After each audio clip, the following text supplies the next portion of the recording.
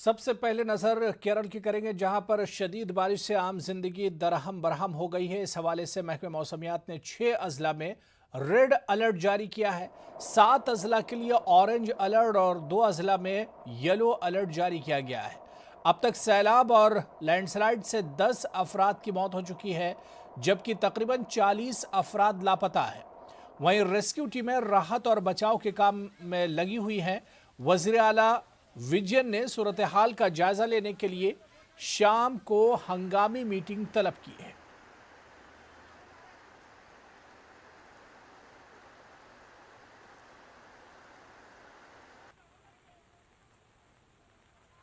तो वहीं मरकजी वजीर दाखिला अमित शाह ने केरल में सैलाब के हवाले से ट्वीट किया है। उन्होंने लिखा है कि वो मुसलसल सूरत हाल पर नजर रखे हुए हैं। वहीं उन्होंने केरल की हुकूमत को यकीन भी दिलाया। अमित शाह ने कहा कि मरकजी हुकूमत जरूरतमंद अफराद की हर मुमकिन मदद फराहम करेगी।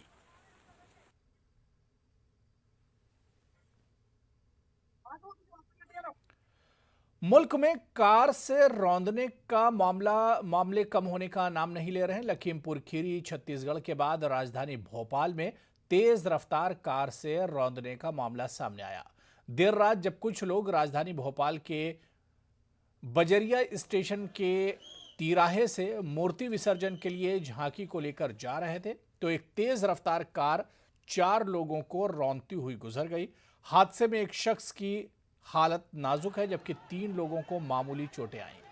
पुलिस के जरिए सीसीटीवी फुटेज की बुनियाद पर कार और उसकी ड्राइवर की तलाश की जा रही है।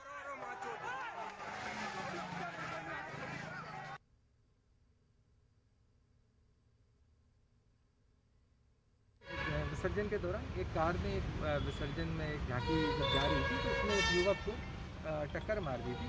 तो उस दौरान जो है युवक को तत्काल अस्पताल ले जाया गया। अभी उनकी स्थिति सामान्य है और डॉक्टर्स के हिसाब से सिंपल इंजरीज हैं, बट उनका ट्रीटमेंट चल रहा है। आरोपी चालक को एवं व्हीकल को, दोनों को, आरोपी को अरेस्ट कर लिया गया और व्हीकल को सीज कर लिया गया। कौन है सर? अगली ये विवेचना जारी है। कौन है सर वो आरोपी? आरोपी चालक है जो व्हीकल चला रहा था, तो उसको फुटेज के और बाकी इश्यूज़ के ऊपर सारी मतलब फैक्ट्स को चेक करके उसको अरेस्ट कर लिया गया है, व्हीकल सीज कर लिया। लखनऊ में सोशल रिप्रेजेंटेटिव कॉन्फ्रेंस का यूपी के वज़ीर आला योगी आदित्यनाथ ने इफ्तिताह किया। समाजी राब्ते की मुहिम के तहत आज से 31 अक्टूबर तक 27 सम्मेलन का इनेकाद किया जाएगा। इफ्तिताही प्रोग्राम से वज़ीर आला योगी आदित्यनाथ ने खिताब किया, जिसमें उन्होंने सबका साथ सबका विकास वाले नारे का इयादा किया। उन्होंने कहा कि सबकी तरक्की के लिए हम काम करेंगे। वहीं सीएम योगी ने कहा कि यूपी में 4.5 साल के अंदर एक भी फसाद नहीं हुआ है। 4 वर्ष के अंदर आपने देखा होगा उत्तर प्रदेश में एक भी दंगा नहीं हुआ और दंगाइयों को पहले दिन से संदेश दे दिया गया कि अगर दंगा करोगे तो अगली 7 पीढ़ी का पट्टा लिख करके जाना, जो भरपाई करती रहेगी।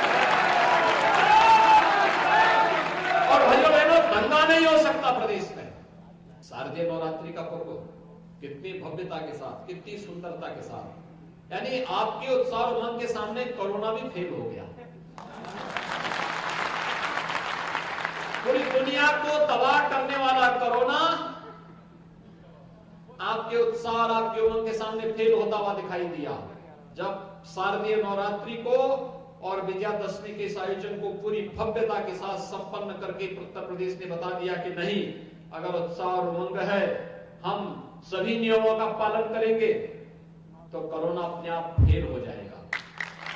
कोरोना तो मतलब होगा।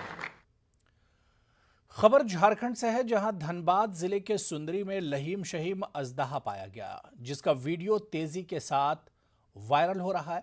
सुंदरी में भारी भरकम अजदहा पाए जाने पर इलाके में यह मौजूए बहस बन चुका है। सुंदरी में वाक़े एफसीआई के जेर तामीर अहाते में यह मोटा ताज़ा सांप बरामद हुआ है, जिसे जेसीबी मशीन को मंगवा कर उठाया गया। जब अजदहे को जेसीबी से उठाया गया तो लोग देखकर हैरान रह गए और खौफजदा भी हुए। इस अजदहे का वजन तकरीबन 100 किलो बताया जाता है।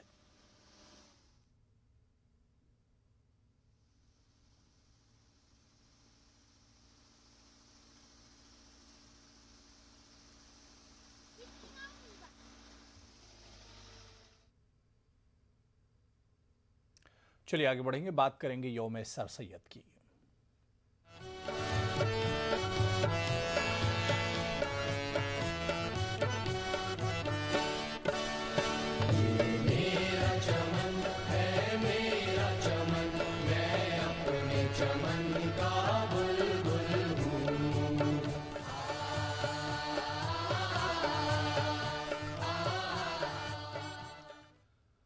आज अलीगढ़ मुस्लिम यूनिवर्सिटी के बानी सर सैयद अहमद ख़ान की 204वीं यौम विलादत है। सर सैयद अहमद ख़ान 17 अक्टूबर 1817 की दिल्ली में पैदाइश हुई थी।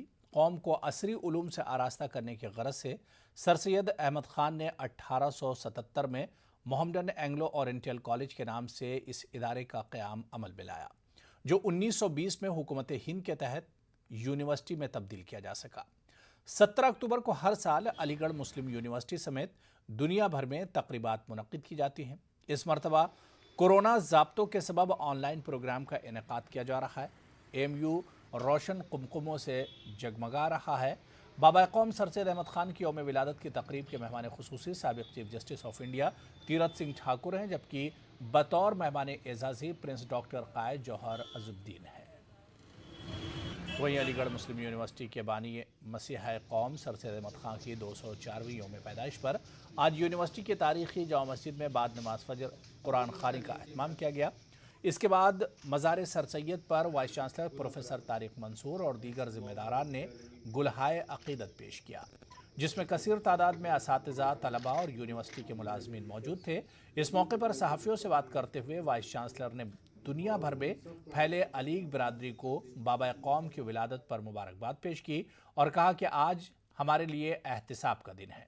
हमें सर सैयद के बताए हुए रास्ते पर चलने का अहद करना चाहिए और मुल्क और कौम की तरक्की के लिए काम अंजाम देने चाहिए। वहीं असातिज़ा ने भी सर सैयद के मिशन को तक़वियत देने के साथ इस पर चलने और तालीम की शमा रोशन करने पर जोर दिया।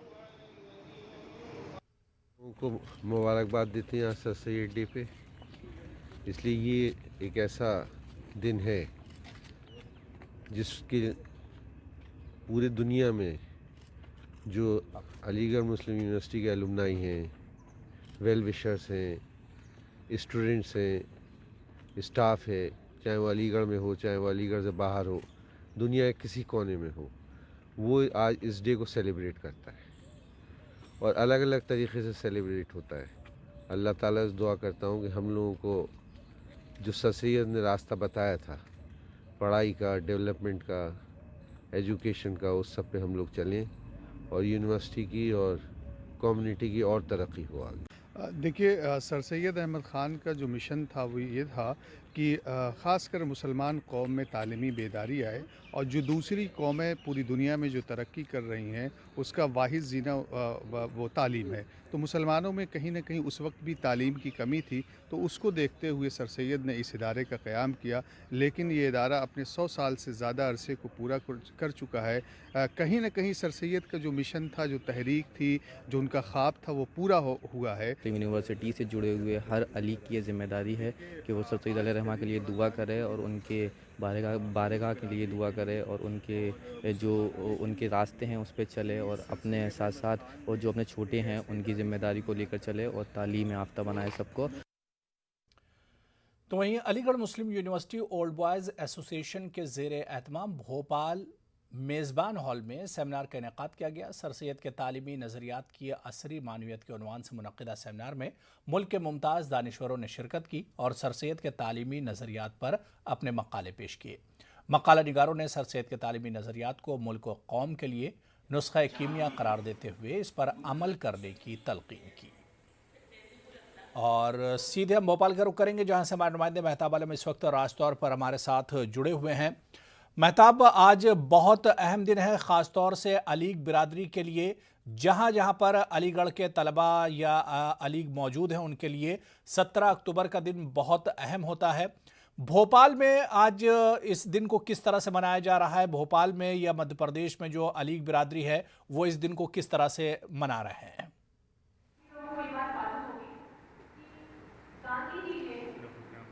हाँ, धुरेरा बता दें कि यौम सर सैयद पर हर साल की तरह इस साल भी जो है भोपाल में MOU वर्ल्ड वाइड एसोसिएशन ने तकरीब का इनेकाद किया। आप हमारे पीछे देख रहे हैं कि प्रोग्राम अभी जारी है। इस वक्त डॉक्टर आसिफा यास्मीन साहिबा अपना पेपर पेश कर रही हैं। आज के दिन जो है उस सबक को याद करने का जो सर सैयद ने 100 साल पहले यानी सदी पहले जो पैगाम दिया था, वो इत्तेहाद का, इत्तेफाक का, मॉडर्न जदीद उलूम का वो पैगाम क्या है जिसको रिवाइज करने की ज़रूरत है और दुनिया के गोशे गोशे में पहुँचाने की ज़रूरत है। और सिर्फ हिंदुस्तान में नहीं, जो मेरी बहुत सारे अलीग से जो बात हुई, चाहे हम अमेरिका की बात करें, जर्मनी की बात करें या कतर की, कुवैत की बात, जहाँ जहाँ भी अलीग है प्रोग्राम को मनाया। हमारे साथ कुछ लोग मौजूद, हमसे जानते हैं डॉक्टर शेली साहिबा जो है आज का दिन कितना इंपॉर्टेंट है सर सैयद की टीचिंग को याद करना। आज का दिन सभी अलीग्स के जीवन में सबसे ज़्यादा इम्पोर्टेंट होता है। ये केवल फाउंडर्स डे नहीं है। Basically this is the spirit with which we live and propagate the vision and motto of sir Syed, that is अल्लामा इंसाना मालम यारा. Further, I would say that is to communicate the same, to communicate his vision, it is for us, that is the duty of all the leagues, each and everywhere, each and every time, rather, I would say that is being omnipresent, we can carry further our duties, we can carry further his dreams.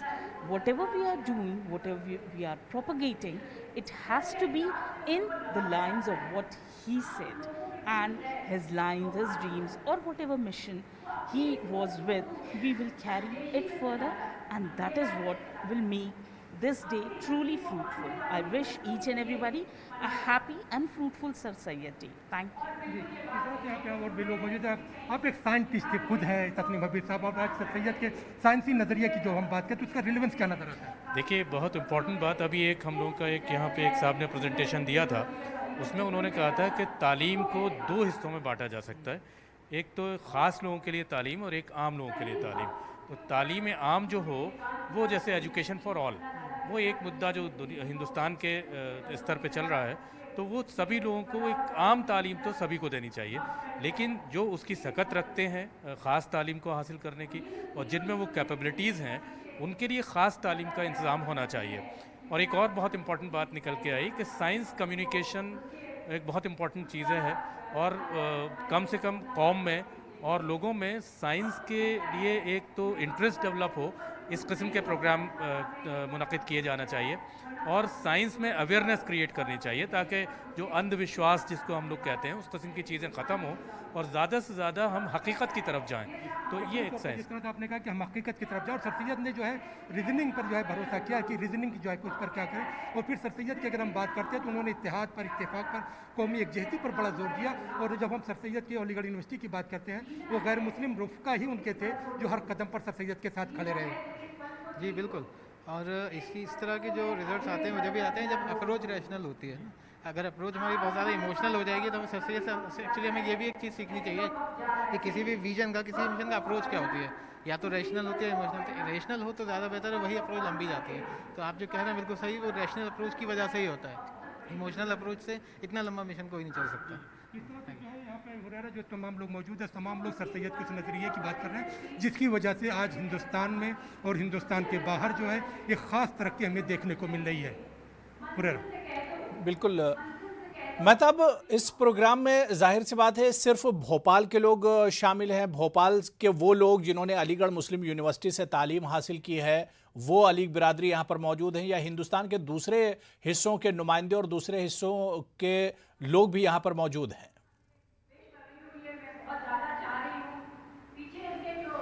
मैं हुरैरा बात बता दूं कि यहाँ पर वो लोग जो भोपाल के रहने वाले हैं, उन्होंने अलीगढ़ में तालीम हासिल की, वो तो है ही है, लेकिन जिन लोगों से मैंने बातचीत करवाई है, यहाँ पे डॉक्टर शेली साहिबा जो हैं ये इलाहाबाद की रहने वाली हैं, अलीगढ़ से इनकी तालीम हुई। यहाँ पे तस्नीम हबीब की बात करें या काशिफ की बात करें, इन लोगों का ताल्लुक भोपाल से नहीं है, लेकिन इन्होंने अलीगढ़ मुस्लिम यूनिवर्सिटी से तालीम हासिल की और तालीम हासिल करने के बाद भी यहाँ पर जो है मध्य प्रदेश में मुलाजमत कर रहे हैं और यहाँ के सैयद के अफकार को, नज़रियात को आगे बढ़ाने का काम कर रहे हैं। सर सैयद का अगर भोपाल से रिश्ते की बात करें तो नवाब शाहजहां शाहजहाँ बेगम के ज़माने में ख़ास रिश्ता हुआ था और शाहजहाँ बेगम ने सर सैयद की तालीम तहरीक से खुश होकर जो यहाँ पर उनको पैसे भी दिए और अलमास की अंगूठी भी दी थी और फिर उनकी बेटी नवाब सुल्तान जहाँ बेगम ने जो है हज़ारों रुपए दिया और अलीगढ़ मुस्लिम यूनिवर्सिटी की पहली चांसलर जो बनी थी और ताहयात चांसलर रही थी। नवाब सुल्तान जहाँ के बाद आज तक कोई दूसरी खातून अलीगढ़ मुस्लिम यूनिवर्सिटी की चांसलर नहीं बन पाई।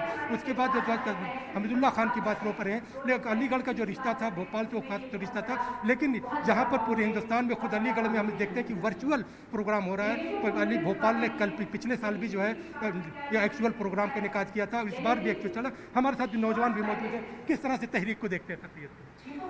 बहुत ही इम्पोर्टेंट है ये कि बहुत जी, तो क्या नज़र आ रहा है, खास इसका रिलेवेंस नज़र आ रहा है? जैसा उन्होंने स्प्रेड करा है कि एजुकेशन को जैसे स्प्रेड करा है, हम लोग को भी बहुत इंपॉर्टेंट लेना चाहिए कि जैसे एजुकेशन को इसको बहुत स्प्रेड करा है और भी हम लोग स्प्रेड करें इसको। और यकीनी तौर पर जो हम इसकी नज़रिए की बात करते थे, डॉक्टर शैली साहब यहाँ पर मौजूद है। शैली साहब जो है, आपने कम्युनिकेशन के खुद स्टूडेंट हो। सर सैयद के ज़माने में जो कम्युनिकेशन के स्टाइल था, तहजीबुल अखलाक का ज़माना था, आज बहुत सब कुछ चेंज होगा, तो क्या सीखने की ज़रूरत है? ये सीखने की ज़रूरत है कि उस वक्त जब केवल प्रिंट था, तब सर सैयद ने जो चिंगारी उठाई, सर सैयद का जो फ्लैम्बर्स, जो फ्लेयर था, उसको आज हम डिजिटल के ज़माने में उसी तरीके से कैरी ऑन करें।